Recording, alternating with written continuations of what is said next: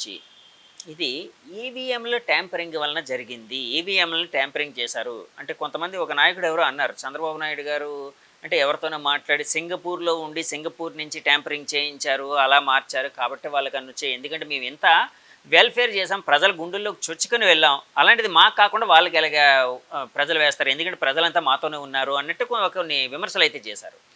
అంటే ఈవీఎంస్ ట్యాంపరింగ్‌కి సంబంధించి అలాంటి అవకాశాలు ఏవైనా ఉన్నాయా సార్? ఎందుకంటే ఈ దేశంలో ఓడిపోయిన ప్రతి నాయకులు కూడా ఈవీఎం గురించి మాట్లాడారు. అంటే వాళ్ళు గెలిచినప్పుడు ఈవీఎంలు బాగున్నాయి, ఓడిపోయినప్పుడు ఈవీఎంలు బాగులేవు అనేవి చాలామంది కామెంట్ చేశారు. 2019లో టీడీపీ నాయకులు కొంతమంది కూడా కామెంట్ చేసినట్టున్నారు. ఎందుకంటున్నానంటే జనరల్గా ఓటమికి ప్రధానమైన కారణం చూపించడానికి ఈవీఎంల మీద కానీ ఈవీఎంల గురించి కూడా ఒక క్లారిటీ రావాలని చెప్పేసి అప్పుడు సుప్రీంకోర్టులో కూడా ఒక పిల్ వేయడం జరిగింది. ఆ తర్వాత సుప్రీంకోర్టు కూడా ఐ థింక్ ఎలక్షన్ కమిషన్ వారు కూడా వీరందరి పార్టీలను పిలిపించి మీరు ప్రూవ్ చేయండి అని చెప్పారు. కానీ ఎక్కడ కూడా ప్రూవ్ జరగలేదు. అందులో ఎవరు కూడా దాన్ని సూచించలేకపోయారు. కానీ ఏంటంటే ఇలాంటి అనుమానాలు వస్తుంటాయి సర్వసాధారణంగా. కాబట్టి ఈ అనుమానాలను తీర్చాల్సిన బాధ్యత కూడా ఎలక్షన్ కమిషన్ ఉంది. ఇది ఎలా ట్యాంపర్ ప్రూఫ్ అన్న దాని గురించి, ఎందుకంటే 2014 ముందు వీవీప్యాట్ ఉండేది కాదు. ఈ అనుమానాలు వస్తున్నాయని వీవీప్యాట్ ఇంట్రడ్యూస్ చేయడం. ఓకే, అంటే అంతకుముందు ఎలాగుందంటే ఈ బ్యాలెటింగ్ యూనిట్ ఉంటుంది, తర్వాత వచ్చేసి కంట్రోల్ యూనిట్ ఉండేది ఇంతకుముందు. కాబట్టి నేను నొక్కిన తర్వాత అక్కడికి పడిందని నేను అనుకుంటాను, కానీ ఈ నొక్కింది అక్కడికి ట్రాన్స్మిట్ అయిందా లేదా నాకు తెలియదు. అందుకని వీవీప్యాట్ అన్నదాన్ని ఒకదాన్ని ఇంట్రడ్యూస్ చేసి ఆ స్లిప్ అనేది రావడం. ఒకగానే మీకు ఒక 7 సెకండ్లు ఒక స్లిప్ కనపడుతుంది, ఆ తర్వాత అది డ్రాప్ అయిపోతుంది. తర్వాత ఏంటంటే ప్రతి అసెంబ్లీ నియోజకవర్గంలో కూడా ఒక 5 వీవీప్యాట్లని 5 ఈవీఎంలని ర్యాండమ్గా సెలెక్ట్ చేసి కౌంట్ చేయాలి. అంటే ఈ రెండు టాలీ అవ్వాలి. సో ఈ విధమైన జాగ్రత్త కూడా తీసుకోవడం జరిగింది. అయినా కూడా ఇంకా రకరకాల అనుమానాలు ఉన్నాయి. సోర్స్ కోడ్ ఏదైనా వేరేగా రాయొచ్చు కదా అని కూడా కొంతమంది మాట్లాడారు. అందువల్ల ఏంటంటే ఎలక్షన్ కమిషన్ కానీ, భారత్ ఎలక్ట్రానిక్స్ కానీ, ఈసీఐఎల్ కానీ ఈ కోడ్ అన్నదాన్ని డిక్లేర్ చేయవచ్చు. ఇది మా కోడ్, ఈ కోడ్ మేము ఫాలో అవుతున్నాం. ఇప్పుడు మీరు కూడా చూడండి, వాట్సాప్ కానీ, సిగ్నల్ కానీ వీటిలన్నింటిలో ఏం చేస్తారంటే వాళ్ళ కోడు, ముఖ్యంగా సిగ్నల్ అన్న ఇది తీసుకుంటే అందులో అది ఓపెన్ కోడ్, ఓపెన్ సోర్స్. అంటే మేము ఏం కోడ్ ఫాలో అవుతున్నామని ప్రజలందరికీ తెలుపుతారు. సో అందులో ఏ విధంగా సెక్యూరిటీ ఉందని వాళ్ళు చూసుకోవచ్చు. కాబట్టి అటువంటి కోడ్ కూడా వీళ్ళు డిక్లేర్ చేయొచ్చు. ఎందుకంటే ఎక్స్పర్ట్స్ చాలామంది ఉంటారు, ఈ ప్రోగ్రామింగ్ ఎక్స్పర్ట్స్, వీళ్ళందరూ కూడా ఈ అనుమానాలు ఏవైతే ఉన్నాయో ఆ అనుమానాలను తీర్చాల్సిన బాధ్యత ఎలక్షన్ కమిషన్. కాబట్టి నా ఉద్దేశంలో జనరల్గా ఈవీఎంస్ అన్నవి ట్యాంపర్ చేయడానికి సాధ్యం కాదు. కానీ ఈ అనుమానాలు ఏవైతే రేకెత్తుతున్నాయో వాటి గురించి కంప్లీట్గా ఒక 100% ఈ విధంగా సోర్స్ కోడ్ కనుక డిక్లేర్ చేయగలిగితే ఇక ఈ అనుమానాలకు తావు ఉండదని నేను అనుకుంటున్నాను. సార్, సోర్స్ కోడ్ ఒకవేళ డిక్లేర్ చేశారనుకోండి, అది నెక్స్ట్ ఎలక్షన్కో లేకపోతే ఇంకో విధంగానో మిస్లీడ్ అయ్యే అవకాశం, లేకపోతే ఏదైనా చీటింగ్ చేసే ఆస్కారం. అంటే నేను అంటున్నాను ప్రతి ఎలక్షన్ ముందు ఈ సోర్స్ కోడ్ డిక్లేర్ చేయాలంటున్నాను. ప్రతి ఎలక్షన్ ముందంటారా, ఎలక్షన్ జరిగిన తర్వాత అంటారా? ముందే. ఎందుకంటే సోర్స్ కోడ్ నా చిప్ ఏదైతే ఉంటుందో ఆ చిప్ నాకు కంట్రోలింగ్ యూనిట్లో ఉంటుంది. సో ఆ చిప్ ఏ విధంగా సిగ్నల్ తీసుకుంటున్నది అనేది సోర్స్ కోడ్ తెలిసిపోతే ఏమవుతుంటే అందులో ట్యాంపరింగ్ చేయొచ్చా అన్న అనుమానాలు ఏవైతుంటే వీగిపోతాయి. ఎవరైనా చేసే అవకాశం ఉండొచ్చు కదండి, సైబర్ నేరగాళ్ళు ఇలాంటి వాళ్ళు. అది ఎప్పుడవుతుందంటే సైబర్ నేరగాళ్ళు ఎప్పుడవుతారంటే, ఇప్పుడు చూడండి, మీరు చిన్న నోకియా 1000 రూపాయల ఫోన్ కొనుక్కోండి, అది ఎవడో హ్యాక్ చేయలేడు. ఎందుకంటే అది ఇంటర్నెట్ కనెక్టెడ్ కాదు. ఎప్పుడైతే మీ ఫోన్ ఇంటర్నెట్ ఉంటుందో, మీ స్మార్ట్ ఫోన్లు, ఇప్పుడు ఆండ్రాయిడ్ కావచ్చు, లేకుంటే ఐఓఎస్ అంటే యాపిల్ ఫోన్ కావచ్చు, ఎప్పుడైతే దీంట్లో మీరు ఇంటర్నెట్ తెచ్చారో అప్పుడు దాని నుంచి లోపలికి ప్రవేశించడానికి అవకాశం ఇస్తున్నారు. కానీ ఈ ఎలక్ట్రానిక్ ఈవీఎం అన్నది అది దీనికి కనెక్టెడ్ ఉండదు. మీకు కనెక్టెడ్ కాదండి, ఇక్కడ కాదు. It's a stand alone machine. Me Nokia 1000 rupees లాగా అందులో ఓన్లీ ఉన్నదొకటి ఈ చిప్.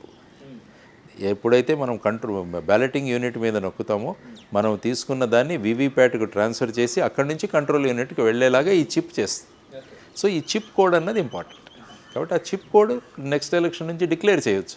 ఈ సాఫ్ట్వేర్ ఎక్స్పర్ట్స్ కానీ, ప్రోగ్రామింగ్ ఎక్స్పర్ట్స్ కానీ ఆ చిప్ కోడ్ని వెరిఫై చేయొచ్చు ఎక్కడైనా ట్యాంపరింగ్ జరుగుతుందా. ఎందుకంటే ఎన్నికలు ఎప్పుడు కూడా వితౌట్ ఎనీ డౌట్ జరగాలి అన్నది మనం అనుకుంటాం. కాబట్టి నా ఉద్దేశం ఈవీఎంస్ అన్నవి ట్యాంపర్ చేయలేరు అన్నది నా ఉద్దేశం. సార్, ఈవీఎంలు మన దేశంలో మాత్రమే అంటే ఎలక్షన్స్లో ఉపయోగిస్తున్నారా? ప్రపంచ దేశాల్లో ఎక్కువ మంది లేదు. ప్రపంచ దేశాల్లో చాలా దేశాల్లో, మెజారిటీ దేశాల్లో ఉపయోగించట్లేదు. ఎందుకంటే ముఖ్యంగా జనాభా ఒకటి తీసుకోండి. మన దగ్గర ఉన్న జనాభా ఇప్పుడు 145 కోట్ల మంది ఉన్నాం, అందులో సుమారుగా 92 కోట్లు ఓటర్లు. సో ఇంతకుముందు బ్యాలెట్ సిస్టమ్ పెట్టేవాడు, దానికి 2-3 రోజులు ఆ కౌంటింగు ఇవన్నీ కూడా అయ్యేది. కాబట్టి ఇప్పుడు ఈ కొత్త విధానాన్ని తీసుకొచ్చాం త్వరగా ముగించడానికి అన్న ఉద్దేశంతో తీసుకొచ్చాం. ఇప్పటికీ చాలామంది డిమాండ్ ఉంది, మళ్ళీ బ్యాలెట్ పేపర్కే వెళ్ళిపోదాం మనము. బ్యాలెట్ పేపర్లో కూడా ఇప్పటిలాగా 30-35 మంది నిలబడుతుంటే వాటిలన్నిటి కూడా పెద్ద బ్యాలెట్ షీట్ న్యూస్ పేపర్ సైజులో అవుతుంది. వాటిలన్నింటినీ ఫోల్డ్ చేయడం, మళ్ళీ వేయడము, ఇవన్నీ కూడా చాలా పెద్ద కౌంటింగ్ ముందు వాటిని తీయాలి, చూడాలి, బండల్స్ చేయాలి, మిక్స్ చేయాలి. ఇవన్నీ కూడా ఎన్ని రోజులు పట్టేది మేము కొన్ని ఎన్నికలకు చూసాం. అందులో 3 రోజులు 4 రోజులు కౌంటింగ్ జరుగుతూనే ఉండేది. ఇప్పుడు ఏమైంది, ఎలక్షన్స్ మొదలవుతే సాయంత్రానికి మధ్యాహ్నానికి అంతా కూడా తెలిసిపోతున్నాయి రిజల్ట్స్. కానీ దీంట్లో ఏంటంటే ఎక్కడ అనుమానాలు లేకుండా తీసుకురావాల్సిన బాధ్యత అటు ప్రభుత్వానికి ఇటు ఎలక్షన్ కమిషన్ కూడా ఉంది. సార్ ఇప్పటివరకు రిజిస్టర్ అయిన కేసెస్ కానీ లేకపోతే ఏదైనా విషయాల్లోని అంటే ఈవీఎంలు వేరే దేశాల్లో ఎక్కడైనా ట్యాంపరింగ్ అయినట్టు ఇట్లాంటి అంటే ఏమైనా జరిగిన సంఘటనలు ఏమైనా ఉన్నాయండి? ఎక్కడ నేను చూసినంత మటుకు ఈ ట్యాంపరింగ్ విషయాలు ఎక్కడ నేను గమనించగానే అనుమానాలే ఉన్నాయి. అనుమానాలు వ్యక్తం చేస్తూ ఉన్నారు చాలా. ఎందుకంటే ఎప్పుడైతే ఎలక్ట్రానిక్ మెషిన్ ఉందో, ఎప్పుడైతే ఒక చిప్ ఉందో, ఎప్పుడైతే ఒక కోడింగ్ లాంగ్వేజ్ ఉందో, ఆ కోడింగ్ని పర్టికులర్ వ్యక్తులు ఏర్పాటు చేస్తారని వస్తుందో, ఏ సంస్థలు అయితే తయారు చేస్తున్నారో ఆ సంస్థల్లో ఉన్న వాళ్ళు ఎవరు, వీటన్నిటి మీద అనేక అనుమానాలు వ్యక్తం చేస్తుంటారు. కానీ కాంక్రీట్గా ఎవరు ఏమీ ప్రూవ్ చేయలేదు ఇప్పటివరకు. ముఖ్యంగా ఏంటంటే ఎవరైతే ఓడిపోతారో వాళ్ళు ఈవీఎంస్ వల్లే ఓడిపోయామన్నది ఇంకొక కొత్తగా ఈ మధ్య మాట్లాడుతున్నాం. సో కూటమి గెలవడానికి ఈవీఎంలు కారణం కాదు, ప్రజలే కారణం అని మీరు అంటారు, అంతే కదండి? Until unless it is proved. Okay, మీరు ప్రూవ్ చేస్తే తప్పు. ఆ మధ్య ఒక పర్సన్ ఎవరో ఒక ఆయన అప్పట్లో ఒక ఈవీఎం ఎక్కడి నుంచో తీసుకుని వెళ్ళి ఇది ట్యాంపరింగ్ చేయొచ్చని ఏదో డెమాన్స్ట్రేట్ చేసినట్టు కొన్ని వార్తలు రావడం, అతన్ని అరెస్ట్ చేయడం, అతని మీద కేసు పెట్టడం కూడా జరిగింది. దానికోసం మీకు ఏమైనా ఐడియా ఉందా సార్, గుర్తుందా సార్? ఇప్పుడు చదివాను కానీ, బట్ అదేంటంటే అఫీషియల్గా మీరు ఏదైనా చేయాలంటే బీఏఎల్ కానీ ఈసీఏఎల్ కానీ తయారు చేసిన ఈవీఎం తీసుకొని దాని మీద డెమాన్స్ట్రేట్ చేయాలి.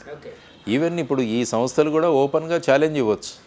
ఎస్, మేము మా మెషిన్ ఇస్తాము, మా చిప్ ఇస్తాము, ఎవరైనా ప్రూవ్ చేయండి అని. అప్పుడు ఏంటంటే కాన్ఫిడెన్స్ పెరుగుతుంది. సో ఆ విధంగా కూడా చేయొచ్చు. అంటే ఇంకా కూడా ఎవరికైనా డౌట్లు ఉంటే ఆ విధంగా డౌట్లను నిరసన చేయడానికి ఎస్ ఇది మా ఈవీఎం, ఇది మా కంట్రోల్ యూనిట్, ఇది వీవీప్యాట్, రండి చేయండి, మీరు ప్రూవ్ చేయండి అని కూడా ఓపెన్ ఛాలెంజ్ ఇవ్వచ్చు. సార్ చూసాము చంద్రబాబు నాయుడు గారు రేపు ఆయన ప్రమాణ స్వీకారం చేయబోతున్నారు. ఆయనతో పాటు పవన్ కళ్యాణ్ గారు కూడా డిప్యూటీ సీఎంగా ప్రమాణ స్వీకారం చేయబోతున్నారని కొన్ని వార్తలు అయితే వస్తున్నాయి. సో అంటే దాని మీద మీ ఆలోచన ఎలా ఉంది, అంటే మీ అంటే అభిప్రాయం ఏంటి సార్?